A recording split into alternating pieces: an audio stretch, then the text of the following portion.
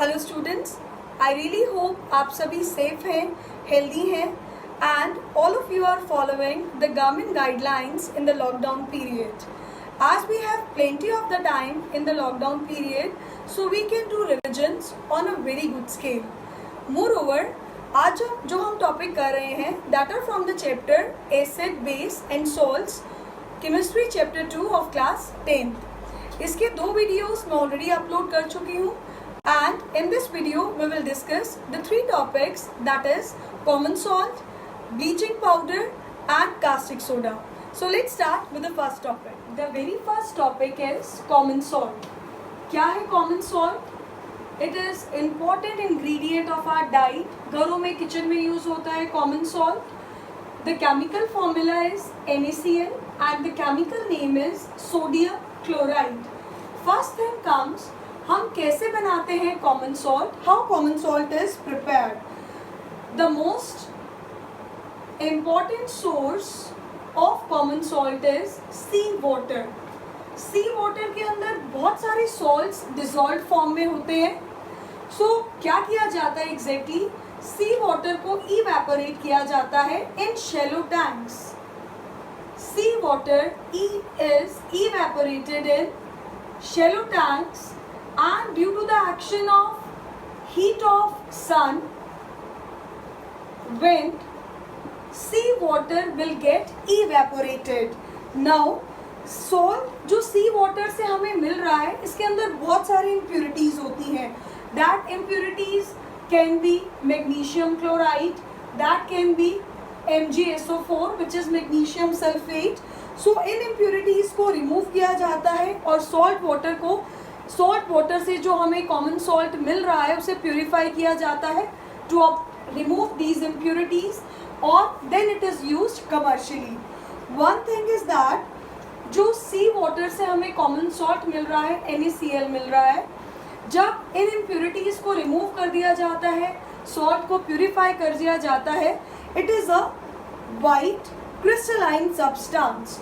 Now what do you mean by crystalline substance? Crystalline का क्या मतलब होता है? हमारे पास कोई भी मटेरियल है like NaCl. These are made up of particles, atoms. That particles can be atoms, that particles can be molecules. तो जो NaCl में जो atoms हैं, इनका एक बहुत perfect arrangement होता है. So crystalline substances वो होते हैं जिनके अंदर particles का एक well packed arrangement होता है. Well packed arrangement होने की वजह से इस particular salt का melting point बहुत ज़्यादा है. It is nearly 820 degrees Celsius. Now, one more important thing related to NaCl is that ये बहुत बार NTSC में पूछा भी जाता है. It is hygroscopic in nature. What do you mean by hygroscopic substances? Hygroscopic substances वो होते हैं which absorb moisture from the air and that becomes wet. आपने रूटीन में ऑब्जर्व किया होगा कि घरों में कॉमन सॉल्ट को जिस भी कंटेनर में रखते हैं, अगर आप उसको लिड से कवर नहीं करो तो कुछ टाइम बाद that will turn wet because it is hygroscopic. It will absorb moisture from the air. So this is a very good point that common salt is hygroscopic in nature. Now जो इस common salt है, इसके क्या क्या uses हैं? पहला use तो बहुत सिंपल है, that you all know. It is a major constituent of our diet. Now another use is that it is used in the manufacture of soaps. It is used in the manufacture of detergents. इन सब चीज़ों में ये use होता है and it is also used for manufacturing number of other chemicals. That other chemicals can be washing soda, that can be baking soda, और भी बहुत सारे केमिकल्स हैं जिनकी प्रिपरेशन में NaCl यूज होता है. So that was our first topic, which is common salt, NaCl, sodium chloride, which is the chemical name. Our next compound is caustic soda. The chemical name of caustic soda is sodium hydroxide and its chemical formula is NaOH. Now one thing is हम किस तरीके से NaOH को बनाते हैं. This is a very good point. NaOH बनाने के लिए what we do, electrolysis of aqueous solution of NaCl. The most important point is that aqueous solution of NaCl is called brine. Again, that can be asked in 1 mark question. What is brine? It is aqueous solution of NaCl. Now, आपने NaCl का aqueous solution लिया, aqueous solution of NaCl, and what you pass from here, on passing electricity, what you will get after the electrolysis of aqueous solution of NaCl, you get NaOH, which is caustic soda, along with the release of hydrogen gas and chlorine gas. Hydrogen gas release होगा cathode पे and chlorine release होगा anode पे. First thing is that when you prepare caustic soda, which is NaOH, this process is popularly called as chlor-alkali process. इसे क्यों कहा जाता है chlor-alkali process? इसमें आपको क्लोरीन मिल रहा है, वहाँ से क्लोर आ गया. alkali NaOH मिल रहा है, यहाँ से you get the word alkali. That is why it is called chlor-alkali process, because you get alkali and chlorine as a result of this particular reaction. One more thing is that इस proper ये जो reaction है, ये step by step किस तरह से achieve किया जाता है. जब आप electrolysis करते हो of aqueous solution of NaCl, तो exactly what will happen, जो सोडियम क्लोराइड है NaCl, आपने इसको वाटर में रखा, it will completely ionize. Because जो NaCl है वो एक बहुत स्ट्रॉन्ग इलेक्ट्रोलाइट है. When you dissolve it in water, it will completely ionise to give Na positive and Cl negative ions. Na positive positively charged ion है, cation. Cl negative is negatively charged ion, so it is anion. क्योंकि आप aqueous solution ले रहे हो, water किस में break करेगा. One thing, pure water is a bad conductor of electricity. आपने प्रीवियस चैप्टर में करा है, जब हमने इलेक्ट्रोलिसिस ऑफ वाटर किया था, तो हम इसमें to make it a good conductor of electricity what we add, dilute H2SO4.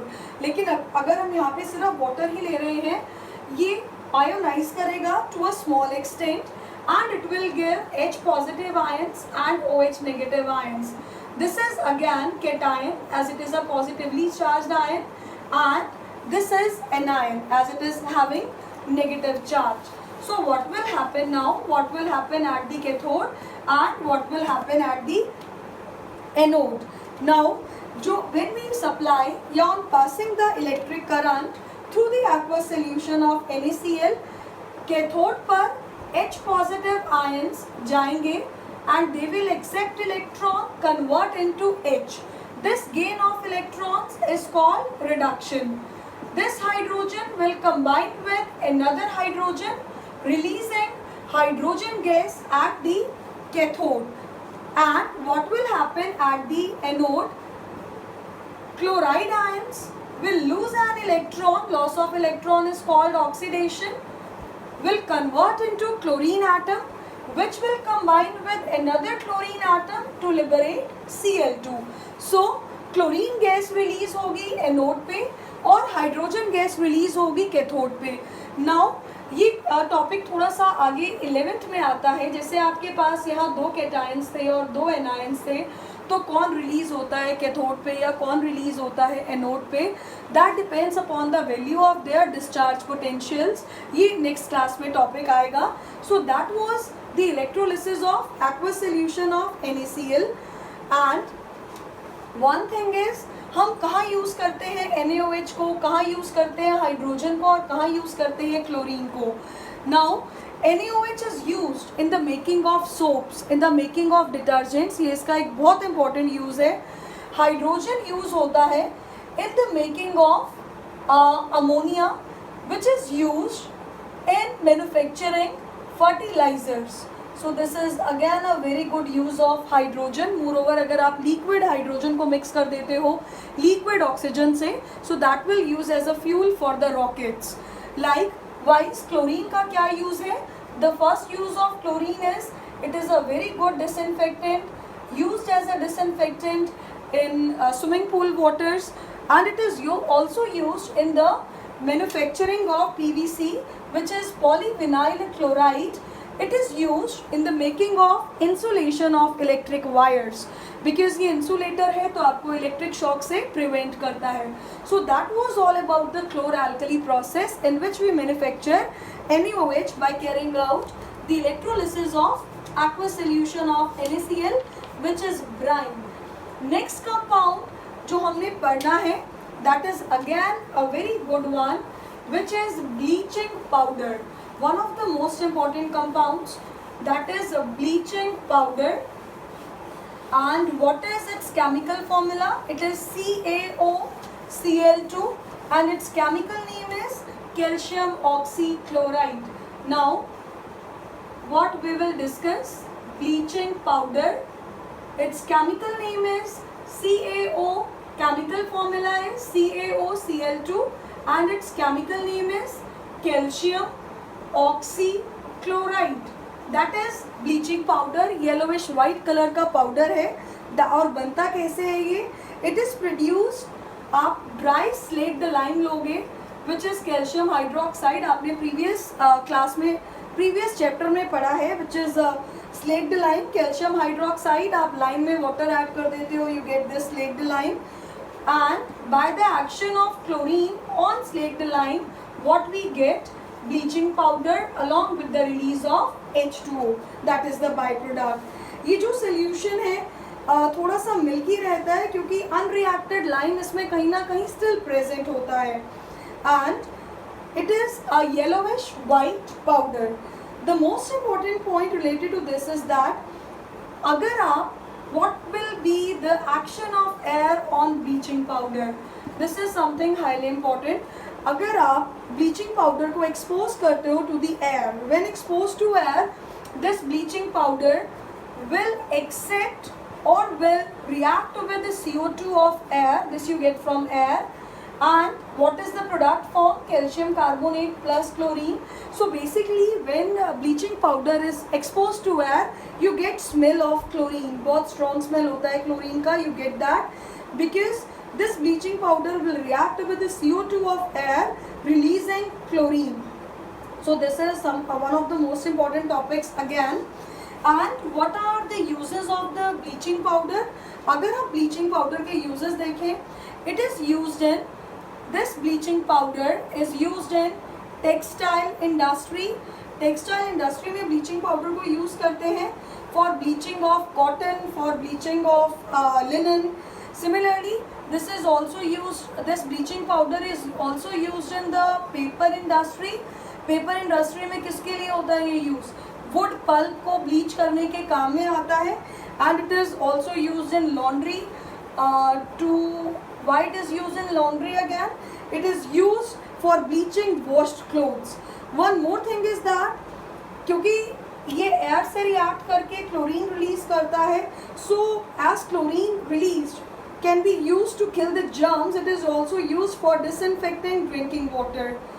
और इनिशियली ब्लीचिंग पाउडर को क्लोरोफॉर्म बनाने के काम में भी यूज़ किया जाता था. Chloroform is CHCl3. It is used for anaesthesia, but अब इसको एनेस्थीसिया के लिए यूज़ नहीं करते हैं. पहले ब्लीचिंग पाउडर का एक और यूज़ था, that is this use to manufacture chloroform. So these were are 3 topics.